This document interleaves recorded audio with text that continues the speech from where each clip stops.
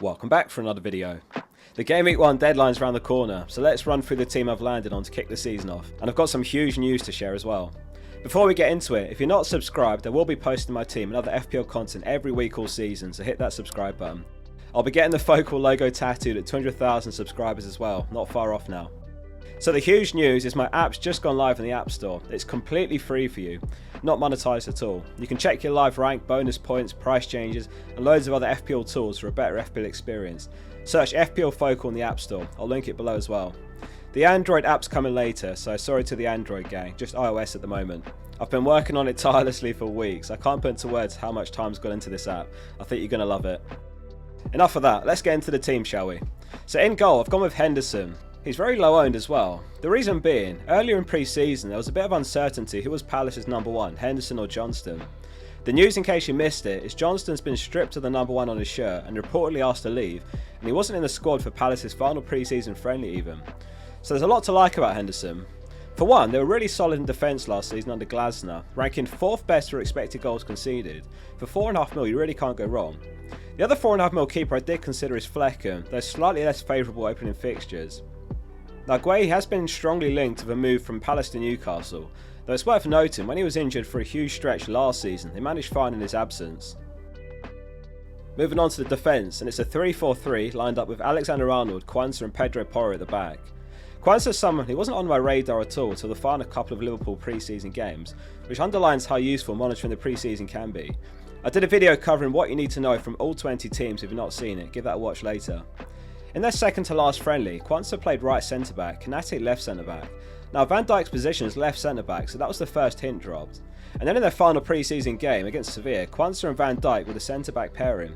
On paper, you'd say Quansah fits slot style more, he's better with his feet, perhaps more press proven. Now for 4.5 mil with those opening fixtures, I think it's too good of an opportunity to pass up on. What I will say is we don't know he's 100% nailed. I'm fully expecting him to start Gameweek 1, but let's say he makes a few mistakes, we could see Kanate come in. And therefore the sensible thing to do is ensure you've got coverage on your bench so another defender can come into your team if it doesn't work out. Outside of Quansah, the cheapest route into Liverpool's defence is 6 mil. Same story at Arsenal, and at City it's 5.5 mil, but then it's unclear who's actually nailed. So when you put it in perspective like that, he's worth it in my eyes. Trent's someone who's been in basically every draft. He served me so well over the years in FPL, and he comes in at his cheapest price since the 2019-20 season. I do think he's been slept on a bit. He's barely 26% owned, and he offers more than any midfielder or forward for 7 mil if you ask me. Despite the limited minutes due to his injury last season, his 8.7 expected goal involvement was second among all defenders. The year before he was also second with 10.8 XGI. The year before that he was first with 15.6 XGI. The year before that he was top again with 10.1. You get the story. Same again before that as well. Consistency is invaluable in FPL, and he faces newly promoted Ipswich Gameweek 1, and he's got 3 home games in the 4 game weeks that follow. Liverpool are second on the Gameweek 1 clean sheet odds as well, given a 40% chance. Spurs 35% chance. So Porro was the player who beat Trent for expected goal involvement last season with 8.98 XGI. 198 crosses, 53 shots taken. He scored a couple of goals in pre-season as well, and he's got the appeal of facing the newly promoted team as well in Gameweek 1, which is Leicester. Admittedly, Spurs weren't a great defence last season with only 7 clean sheets, though Van de Ven's injury did contribute to that. The elephant in the room is Gameweek 3 they're away to Newcastle and Gameweek 4 home to Arsenal. Again, this is something you can plan for with the right defenders on your bench. In Gameweek 3 I might even start him regardless and then bench him Gameweek 4. Onto the midfield, which is Eze, Saka, and Nkunku, Bruno and Smith Rowe. I've found the 5.5 mil midfielders to be a real head scratcher. I can't remember having so many great options in recent years. There's Smith Rowe, Hudson-Odoi, Elanga, Minte, Brereton Diaz, Semenyo, and of course Rodgers, who's 5 mil. I've got a soft spot for Smith Rowe, not just as an Arsenal fan, but he was instrumental when I got ranked 1 back in the day. His injury record is a slight concern, but he did have surgery last year, which is hopefully the end of it.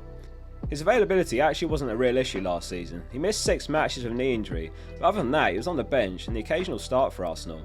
He's impressed in pre-season as well. He came on at half-time against Sevilla and he scored. And he played 81 minutes in their final game against Hoffenheim, scored again. Faces 2 promoted teams in Gameweek 2 and 3. I've been going back and forth on Smith Rowe Muniz, who's Fulham's 6 mil striker. If you go for Muniz, you can go for a 4.5 mil midfielder like Winks for your bench. Or if you go for Smith Rowe, you've got 0.5 mil spare, though there's no 4.5 mil forwards that will start, unlike Winks for the same price. Again, it's boiled down to pre-season. Muniz has looked pretty average in pre-season, while Smith Rowe's impressed, and he does give me that extra 0.5 mil. Nkunku's also impressed in pre-season, looking by far Chelsea's most dangerous player, scoring 3 times and 1 assist. Palmer, of course, was last season's top scorer in FPL, and he's someone who's not made it into my team. He's only played 45 minutes in pre-season, joining up with the squad late after the Euros, and I do like Nkunku as an alternative option for 4 mil cheaper. So basically it's Saka and then Nkunku, as opposed to going Palmer and then a 6 mil midfielder. Chelsea are making a pretty absurd number of signings, I won't lie, and I hope to see him starting regularly regardless. On paper, he and Palmer should be the first 2 names on the team sheet. If you've got Nkunku and Vardiel, I'd actually rather start Nkunku if Rodri's out for Gameweek 1, which remains to be seen. Man United have been making some good signings this window and looking to add further. I was surprised to see Bruno only 16% owned. Absolutely everything goes for him. He's on set pieces, penalties, just signed a new contract. Man United lined up without a recognised striker in the Community Shield. He was the most advanced player at times even. We might see Rashford up top Gameweek 1 if Ten Hag wants to use Ahmed and Garnacho as well, which could be a lethal pacey attack. It's gone a bit under the radar how well he finished last season. His late season form, perhaps in part because Casemiro was back from injury. From Gameweek 26 to Gameweek 34, he got 7 goals, 3 assists in 8 games, then he missed a couple of games after that, injured himself. Casemiro and Mainu will be the base of their midfield Gameweek 1. I was surprised Eze wasn't 7.5 mil. They might have gotten this one slightly wrong. 140 minutes per expected goal involvement last season, so in a nutshell about every 1.5 games. Better than Son, Watkins, Bruno, Foden and Gordon. Now I wouldn't advise against any of those picks either. Besides Foden perhaps, who hasn't played a single minute in pre-season or the Community Shield. Eze should be on free kicks now that Elise's left, and penalty duties as well. And lastly, star boy Saka. I don't think you can go wrong if you go Son or Saka. Son certainly had more for pre-season, but Saka did look really sharp in his minutes towards the end when he returned. Again, he's on corners on the right side, and Arsenal a huge threat from them, scoring 2 corners in their last pre-season match even, Gabriel and Saliba. He's on penalties as well, and he still seems to be improving every season, and who knows how high his ceiling actually is. Honestly, it wouldn't surprise me if we're paying 12 mil for him next year. Is that Arsenal bias, or do you agree with that? I do love a home fixture for Gameweek 1 as well. They're up against Wolves at the Emirates to kick the season off. A few of you left comments earlier in pre-season saying, by Gameweek 1 I love Haaland, so fair play, you were right. Some of you did say I love both, but for me it's one or the other. I couldn't build a team with both Salah and Haaland I was happy with. It hurts the team balance too much. You might disagree with that though. If someone like Trent is dispensable for you, you could switch him to a 4.5 mil defender and then Saka to Salah. Or you could go Bruno to a 5.5 mil midfielder and then Saka to Salah again. So why Haaland? Don't get me wrong, the Haaland drafts and the Salah teams look dead even to me.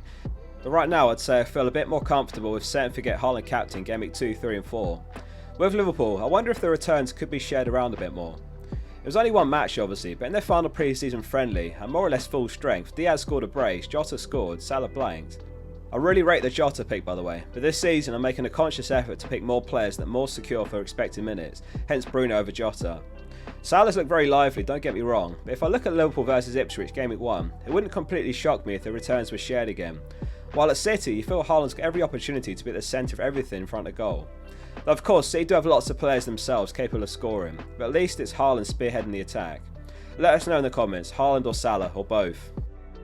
Isak's the most owned player in the game, so I probably don't need to sell this pick to most of you. Home to Southampton Gameweek 1, top of the Gameweek 1 goal scorer probabilities, given a 47% chance of scoring any time. The odds always assume that the player starts, which doesn't apply to some names here like Wilson, Darwin and Jesus. So Isak gets the captain armband for Gameweek 1, and then it's over to Haaland for a few weeks after that. Newcastle have looked great in their friendlies, and I'm expecting them to have a great season, if they can stay injury free this time round. Let's move on to the bench, which is Valdemarson, Barco, Konsa and Jebison. None of the 4 mil keepers are starters this season, so I've opted for Valdemarson as a low-owned backup keeper to Fleckham. I had Hall in a lot of my drafts, and I'm reluctantly letting him go. With Quansah and Hall, I think buying 2 4.5 mil defenders that may or may not be nailed could be asking for trouble, so I've gone for Quansah, who's got good long-term fixtures, and then it's Barker, who's been immense in pre-season. Some Brighton fans feel it's his spot to lose even once Estupiñán's back. They're being heavily linked with Kadioglu, who can play left wing back as well, or even right wing back and loads of other positions, really versatile player. So that could be an issue, but Brighton have looked weaker down their right side, so that might be where he starts off.